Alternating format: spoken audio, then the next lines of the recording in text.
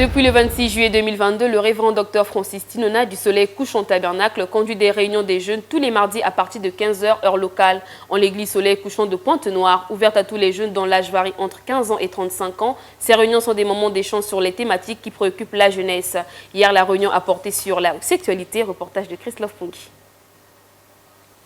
C'est un problème qui mine la jeunesse actuelle. C'est un problème vraiment sérieux sur la sexualité. Dans nos familles, dans nos foyers, on n'a pas souvent l'habitude d'en parler. Mais c'est une occasion vraiment sereine qui nous a été accordée. Et que Dieu bénisse le pasteur Francis pour l'inspiration qu'il a pu avoir sur ce thème-là. Personnellement, ça m'a beaucoup marqué. Parce que ce sont des questions qu'on se pose soi-même. Et parfois qu'on n'a pas toujours des réponses à ces problèmes, à ces questions-là. Le thème qui a été abordé aujourd'hui sur la sexualité, c'est un thème vraiment qui dérangeait beaucoup la jeunesse. Mais aujourd'hui, par la grâce de Dieu, on a pu avoir des résultats, et plutôt des réponses qui nous fallait en fait pour nous, la jeunesse d'aujourd'hui. Donc que Dieu bénisse vraiment tous ceux qui vont suivre ceci au travers du monde entier et que cela nous aide.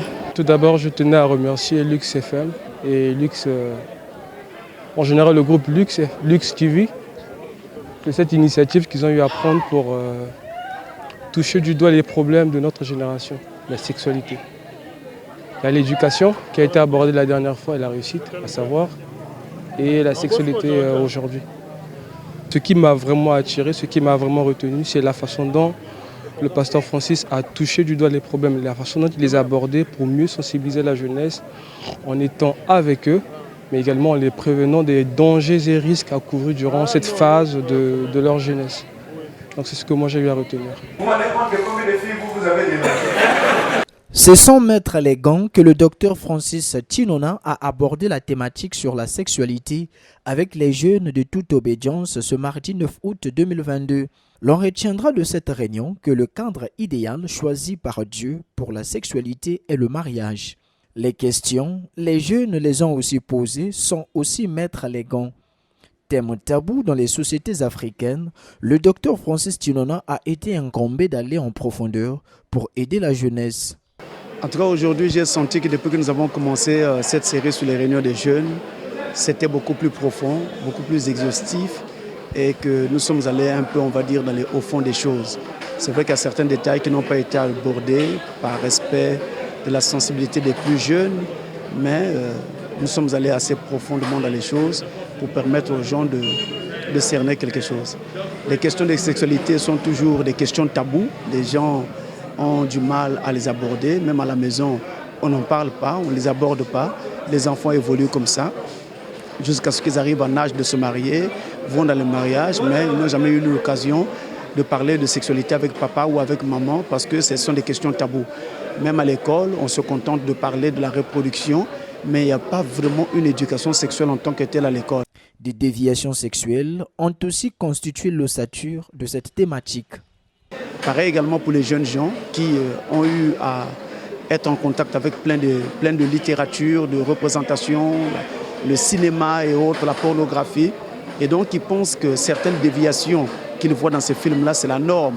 Ce sont des stéréotypes comme ça qui sont véhiculés, mais qui sont pourtant faux.